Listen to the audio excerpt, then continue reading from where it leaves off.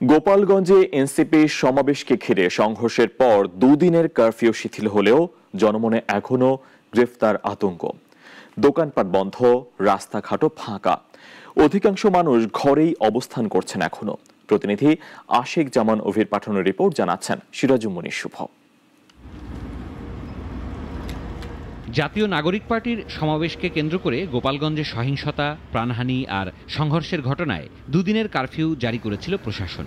শনিবার সকালে 14 ঘন্টার জন্য কারফিউ শিথিল হলেও জনজীবনে ফেরেনি স্বাভাবিকতা।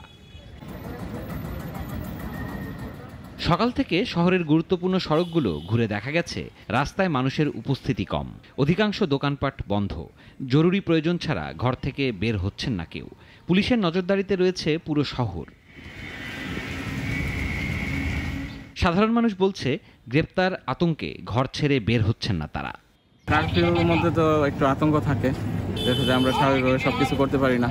এখনো অনেক দোকানপাট বন্ধ, অনেক মানুষের বুকে এখনো আতঙ্ক কাজ করতেছে। সব আতঙ্কের ভিতরে রয়েছে, তো কারো ধরে না কারো ধরে কি করে না কি করে, এই জন্য মনে করি কেউ খুব কম বেরোচ্ছে লোকদের।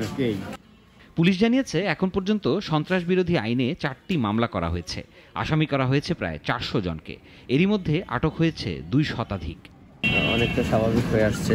আমরা পরিস্থিতিকে স্বাভাবিক করার জন্য সতর্ক অবস্থানে আছি এবং কোনো নিরপরাধ মানুষকে হয়রানি না করে অপরাধীদেরকে আমরা খোঁজার চেষ্টা করছি। আশঙ্কা আর আতঙ্কে বন্দী গোপালগঞ্জের সাধারণ মানুষ এখন চাইছেন দ্রুত স্বাভাবিক জীবনে ফিরতে। প্রশাসনের কঠোর অবস্থানের মাঝেও চলছে শঙ্কা, আরও কি ঘটতে যাচ্ছে সামনে। সিরাজুম শুভ, নাগরিক।